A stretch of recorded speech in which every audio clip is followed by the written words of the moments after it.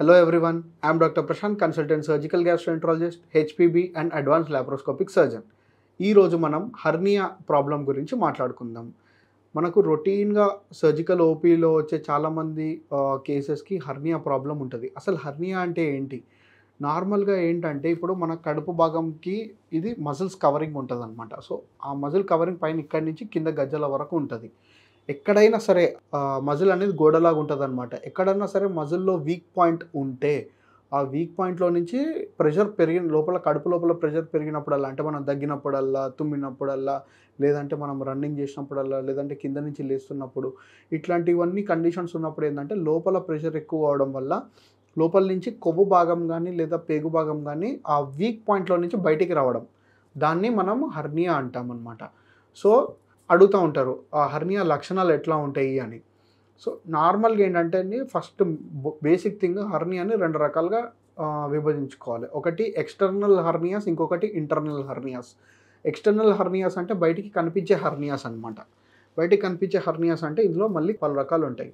ఒకటి గజ్జలలో చూసేది inguinal hernia అంటాం. రెండోది బొడ్డు చుట్టు భాగంలో వచ్చేది, దాన్ని అంబలికల్ హర్నియా అంటాం. ఇంకొకటి ఏంటంటే ఇంతకుముందు ఏదన్నా సర్జరీ అయ్యి, మేజర్ సర్జరీ కానీ లాప్రోస్కోపిక్ సర్జరీ కానీ, ఎక్కడైతే కుట్లు అవి వేస్తామో ఆ కుట్లు అనేవి సరిగ్గా మానుకురాక అక్కడ మళ్ళీ వీక్నెస్ ఏర్పడి అక్కడ మళ్ళీ హర్నియా లాగా రావడం, దాన్ని ఇన్సిజనల్ హర్నియా అంటాం అనమాట. సో ఇవి most common external hernias. Internal హర్నియాస్లో మోస్ట్ కామన్ ఏంటి అంటే హైటస్ హర్నియా, అంటే కడుపు భాగం ఛాతి భాగంలోకి గుంజుకు రావడం. దీనివల్ల ఏమైందంటే విపరీతమైన యాసిడిటీ ప్రాబ్లం కానీ, తిన్నది పైకి రావడం కానీ, పుల్లటి తేన్పులు రావడం కానీ, ఇవన్నీ లేదా పడుకున్నప్పుడు తిన్నదంతా కూడా పైకి రావడం, దగ్గడం రాత్రిపూట. సో ఇవి హైటస్ హర్నియా యొక్క లక్షణాలు.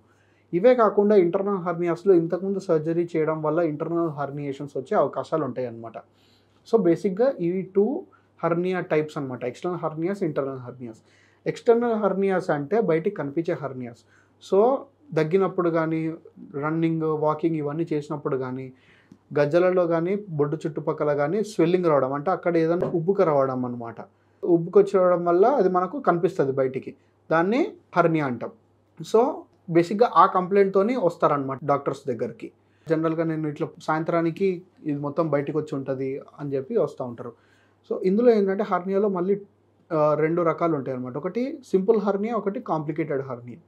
సింపుల్ హర్నియా ఏంటంటే ఇప్పుడు ఇందాక బయటికి వచ్చిన భాగం ఉంటుంది కదా, అది మళ్ళీ పడుకోగానే దానంతట అదే లోపలికి వెళ్ళిపోతుంది అనమాట.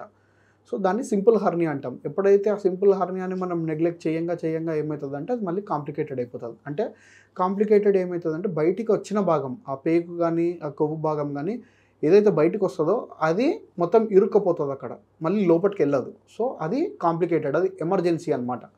సో ఇవి రెండు హర్నియా యొక్క టైప్స్ అనమాట. సో హర్నియాని గుర్తించడానికి మనకున్న ఇన్వెస్టిగేషన్స్ ఏంటి? మోస్ట్ కామన్ ఏంటంటే ఒక సింపుల్ అల్ట్రాసౌండ్ స్కాన్ చేస్తే మనం హర్నియా అనేది మనం గుర్తించవచ్చు అనమాట. అంటే అల్ట్రాసౌండ్ స్కాన్ చేసినప్పుడు అక్కడ ఎంతవరకు డిఫెక్ట్ ఉంది, అంటే ఆ హోల్ ఎంతవరకు ఉందా, వీక్నెస్ ఎంతవరకు ఉంది, ఆ బయటకు వచ్చే భాగం ఏమున్నది, కొవ్వు భాగం ఉందా, లేదంటే పేగు భాగం ఉందా, ఇవన్నీ చేసుకోవచ్చు అనమాట. సో జనరల్గా అల్ట్రాసౌండ్తోనే మనకు డయాగ్నోసిస్ అనేది అయిపోతుంది. ఇంకా ఫర్దర్గా మనకు ఎటువంటి టెస్ట్లు అనేది అవసరం ఉండదు. బట్ ఎప్పుడైతే కాంప్లికేటెడ్ హర్నియా ఉందో, లేదంటే హర్నియా కాకుండా ఇంకా వేరే ఏదైనా ప్రాబ్లం ఉందా లేదా చూసుకోవడానికి, ఇటువంటప్పుడు మనం సిటీ స్కాన్కి వెళ్తామన్నమాట. ఎప్పుడైనా సరే అది జనరల్గా కాంప్లికేటెడ్ సిచ్యువేషన్లోనే మనం మ్యాక్సిమం సిటీ స్కాన్ అనేది చూసుకుంటాం. సో అదే ఇందాక చెప్పినట్టు సింపుల్ హర్నియాస్కి అయితే అల్ట్రాసౌండ్ ఒక్కటి సరిపోతుందండి.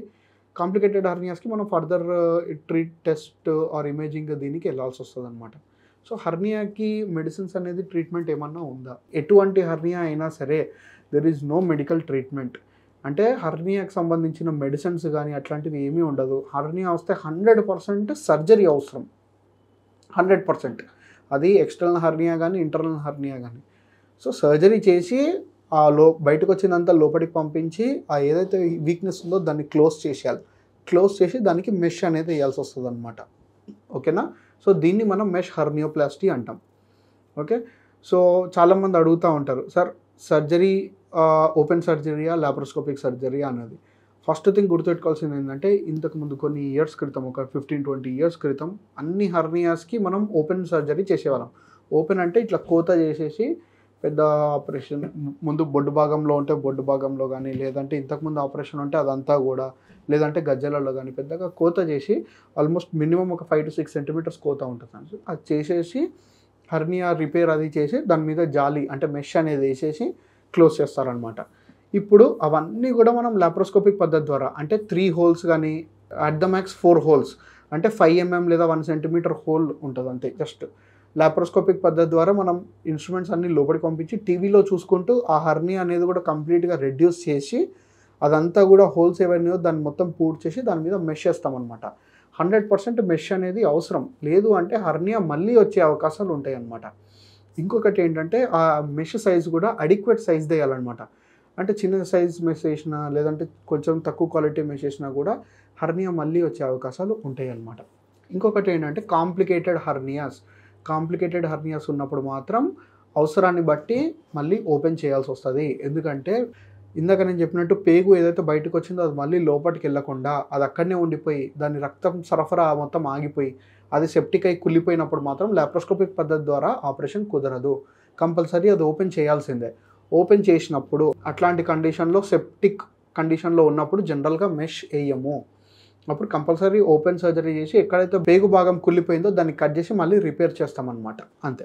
సో ఇది చాలామంది అడుగుతూ ఉంటారు, అంటే మెష్ కంపల్సరీ వేయాలా, వేయకపోతే ఏమైనా ఇబ్బందులు ఉంటాయని. 100% మెష్ అనేది compulsory. Mesh only complicated septic కేసెస్లో మాత్రమే మెష్ వేయము. ఆర్ఎల్స్ మిగతా అన్ని కేసెస్లో మెష్ కంపల్సరీ అవసరం పడుతుంది.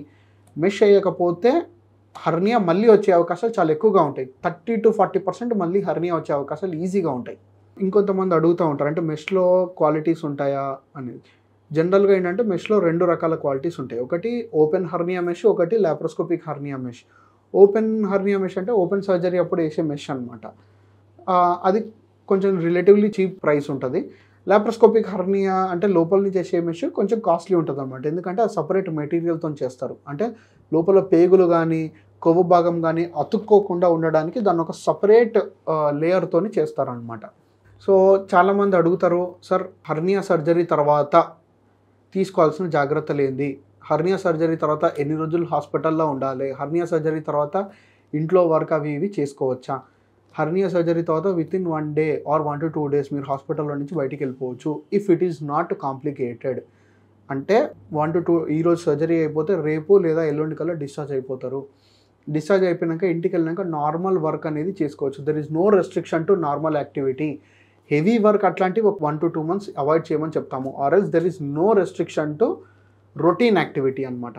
డైటరీ చేంజెస్లో కూడా ఎటువంటి నార్మల్ ఇంతకుముందు ఏదైతే డైట్ తీసుకుంటున్నా సేమ్ అదే డైట్ మళ్ళీ తీసుకోవచ్చు. సో ఇది హెర్నియా సర్జరీ తర్వాత తీసుకోవాల్సిన జాగ్రత్తలు ఇవి. డైటరీ చేంజెస్ కూడా జనరల్గా ఉండదు. చాలామంది అడుగుతూ ఉంటారు, సార్ మళ్ళీ హెర్నియా వచ్చే అవకాశాలు ఉంటాయా? ఎస్, మళ్ళీ హెర్నియా వచ్చే అవకాశాలు ఉంటాయి. కానీ లాప్రోస్కోపిక్ పద్ధతి ద్వారా మళ్ళీ హెర్నియా వచ్చే అవకాశాలు చాలా తక్కువ ఉంటాయి. ఎందుకంటే లాప్రోస్కోపిక్ పద్ధతి ద్వారా ఏం చేస్తామంటే లోపల నుంచి హోల్ మొత్తం పూర్తి చేస్తామన్నమాట.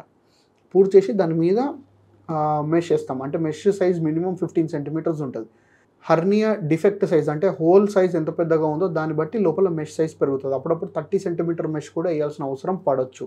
అంటే హోల్ సైజ్ కనుక పెద్దగా ఉంటే అప్పుడప్పుడు 30 centimeters మెష్ కూడా వేయాల్సి వస్తుంది. చాలామంది అడుగుతారు, సార్ మళ్ళీ ఎందుకు వస్తుంది హెర్నియా, ఎటువంటి కండిషన్స్లో మళ్ళీ వస్తుంది హెర్నియా?